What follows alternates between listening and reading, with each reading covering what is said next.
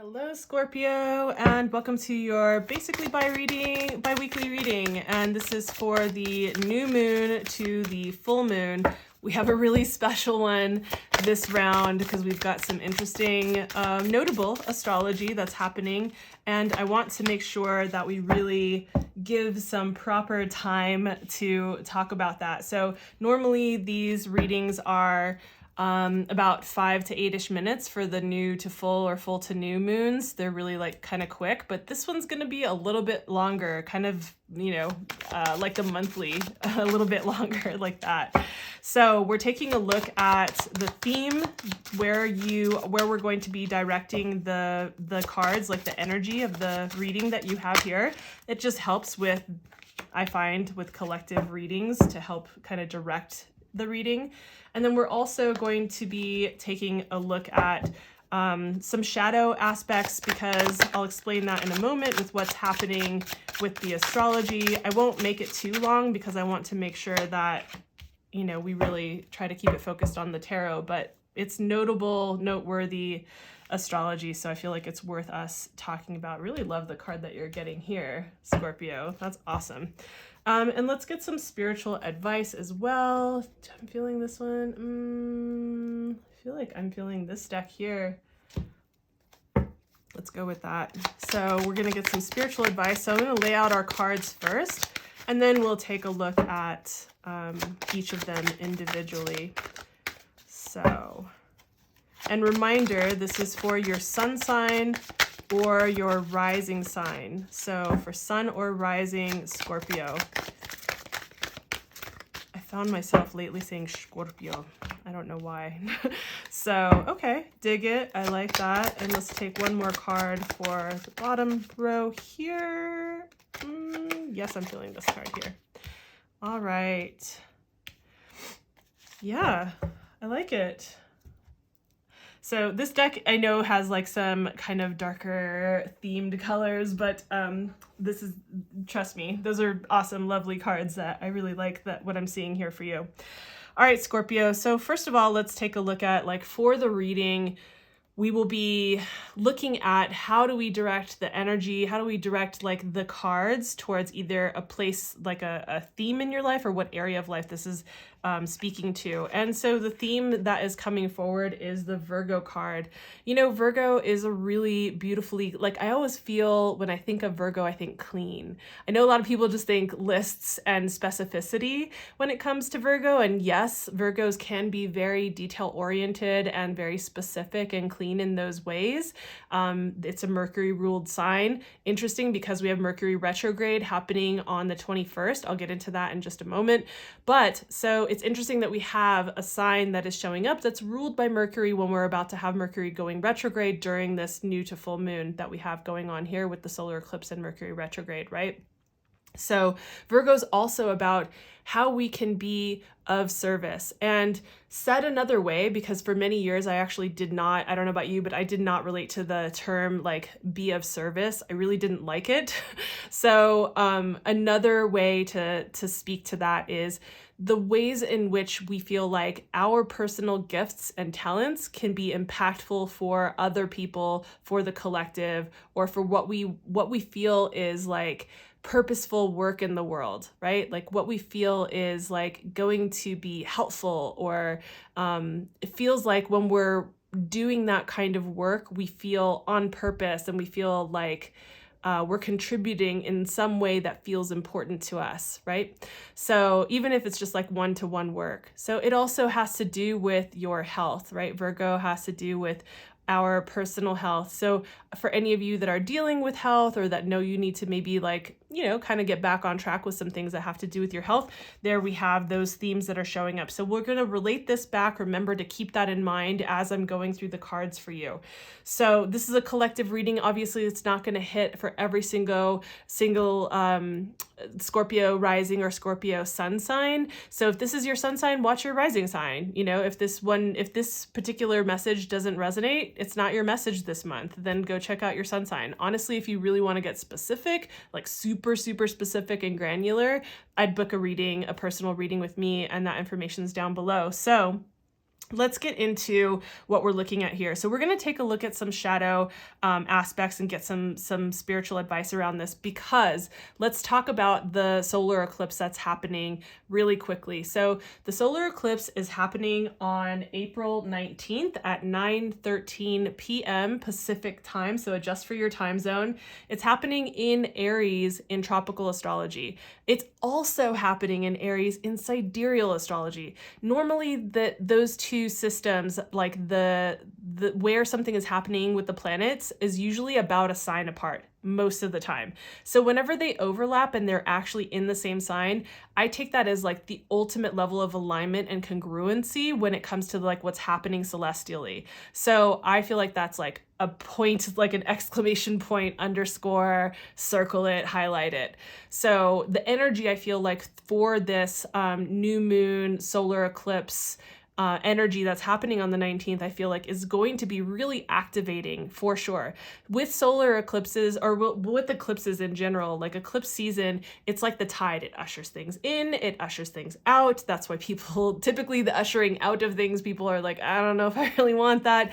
Well, luckily, we only have 2 eclipse seasons that happen per year. This is the first one that's happening this year. So we can expect some of the themes that come up during, like for the 19th leading up to and around that, are going to continue for about an 18-month period. However, like the bulk of what we're going to experience for like the open close part of this is going to be from this, first eclipse on the 19th to the May 5th lunar eclipse, right? So that's just kind of like giving you an idea of what's happening.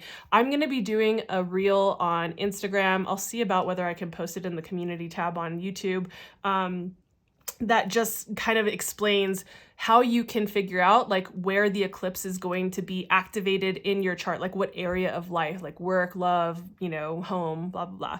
So then later in the week, a couple of days later on April 21st at 1:35, I think it's 1:35 a.m. Pacific time, we have Mercury going retrograde in Taurus in tropical astrology and in Aries in sidereal astrology. And if you're not familiar with sidereal, just put it to the side. Most of the time, if you don't know what sidereal is, then you're probably watching tropical. So this isn't an astrology video, so I'm not going to get too far into that.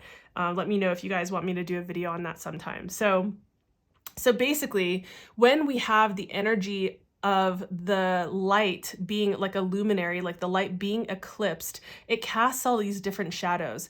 Therefore, during eclipse seasons, we typically can feel like internally or externally reflected. We see our skeletons in the closet. We can feel them either internally, like I said, or we see like situations happening around us or coming towards us that are mirroring those shadows. So I wanted to pick a shadow card so that we can talk about, like, we all have many skeletons in our closets. We all have many different shadows that we're working with. Even when you're a devout personal growth junkie, right? Like, there's still, everyone is human and has their own shadows. So I just thought, let's focus on like, what's one of the themes that you can be working with regard to your shadow, especially also because this particular new moon solar eclipse is also being squared by Pluto. Pluto is that place where we typically like to, it's like we either go deep into like the taboo and the world of the shadow, or it's like where we don't want to look at it, where it feels like grotesque and we're just like, no, I don't want to feel that. I don't want to see that. Let me sweep it into the dark corners of my mind. I don't want to think about it, right? So this is what we're taking a look at here, right? We're looking at what shadow is being pointed out to for you. Again, now this is not going to obviously apply to every single Scorpio that's out there. So just take this if it does, and if it doesn't, again, you can watch your other videos. So we have fated to suffer. So, this card is really just about this feeling of, it's like, I hesitate to say victimhood because it's like, it's a term that it's like a word that is used that is totally appropriate for what I'm saying. However, people hear that and I think they hear judgment. So there's no judgment here, none at all. Like all of us have experienced a feeling of victimhood or feeling like we're wronged in some way, or like, like we're fated to suffer. Like we're just, it's like, this particular area of my life always goes wrong. Maybe it has to do with health, or maybe it has to do with your career. Like, you know, I'm just like never going to get this right, or I'm never going to get what I want with this, or it never goes well, or it's like I'm waiting for the other shoe to drop, because if it's going well, then it's not going to go well forever or for long, right? And so it's this feeling of like, I'm just fated to be in this position. I'm just fated to fucking suffer. And it's just going to keep happening over and over again. So when you kind of like acquiesce to these limiting beliefs or thoughts, right? Like we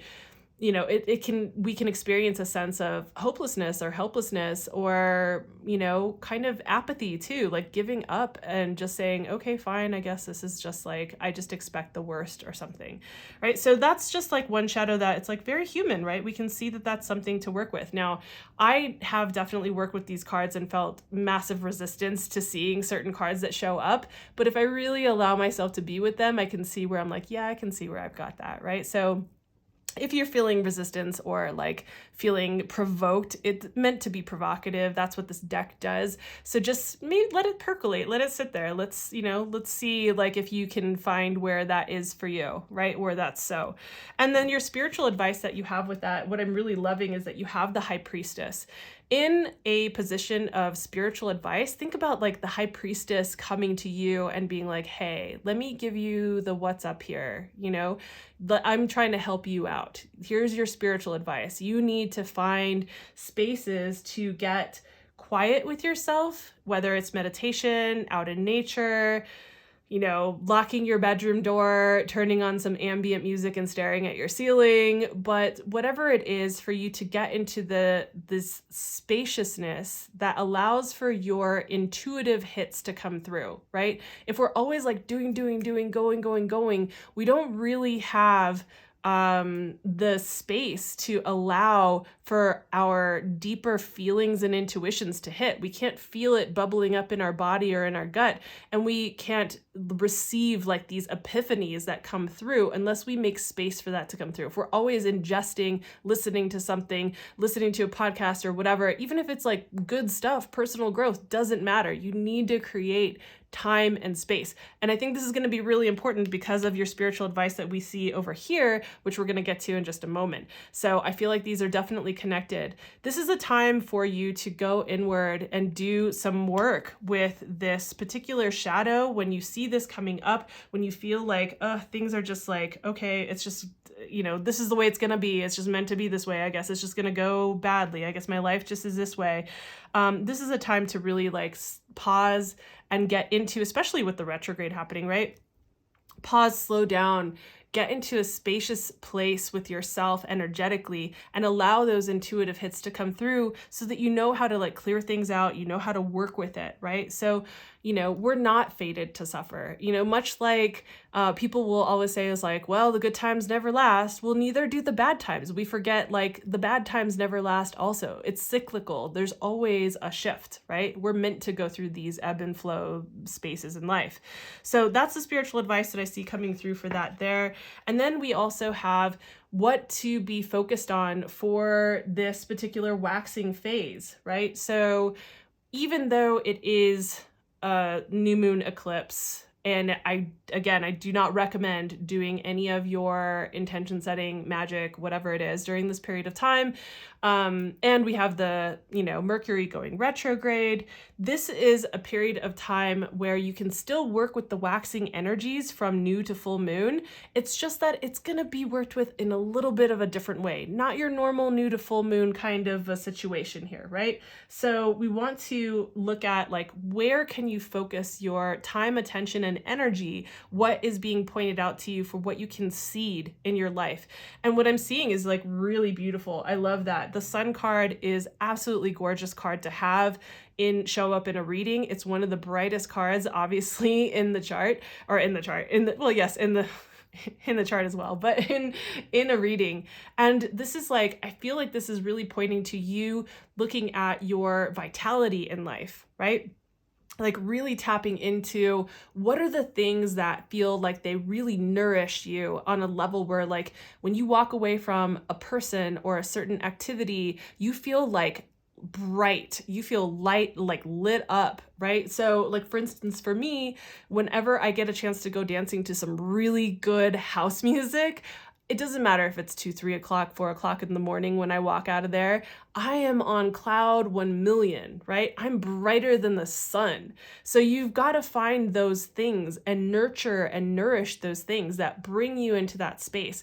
If it's certain conversations, if it's certain people, if it's getting out into nature, the thing that's really beautiful about the sun is like, think about and remember back to a time where like, even if you had a difficult childhood, you can think back to periods where like, you remember what it was like to feel unencumbered by life, to not have the weight of the world and responsibilities and adulting all on your shoulders. Normally what we see with this card is like a naked child riding bareback on a horse on a summer spring day with sunflowers everywhere, and it just seems like really free and open and beautiful. It's like really playful, right? Think about the sun. The sun nourishes us. It gives us our vitality. It shines warmth and golden glow on us. So what can you focus on during this period of time that shines the light through all of this, right? It's like, imagine this card like shining this sunlight down upon everything that's happening for this next period of approximately 2 weeks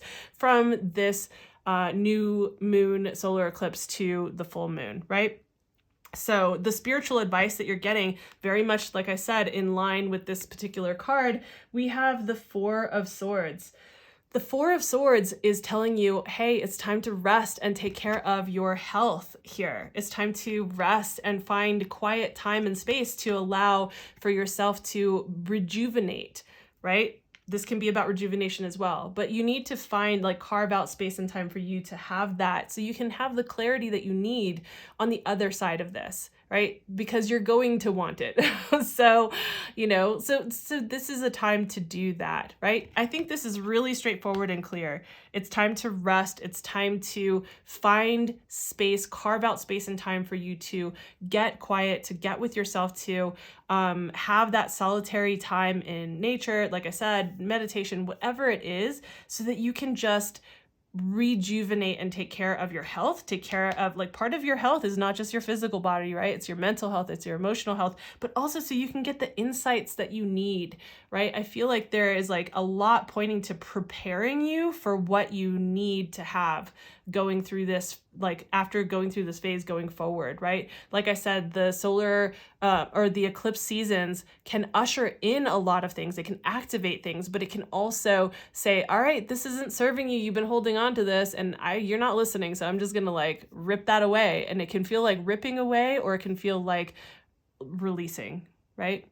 And I know that that's easy to say, and when you're in the middle of it, it's a little harder maybe in practice, right? So if you want a more full picture, I would say take a look at your monthly reading for April for Scorpio, and I'll have that up on the screen here. Definitely like, subscribe. It helps out the channel while I'm building this, but also so you know about any of the new videos that are coming out on the horizon. I've got some cool stuff planned for a little bit later in the year. But yeah, thanks for being here. I hope that this was helpful. I'll see you in the next video. Bye.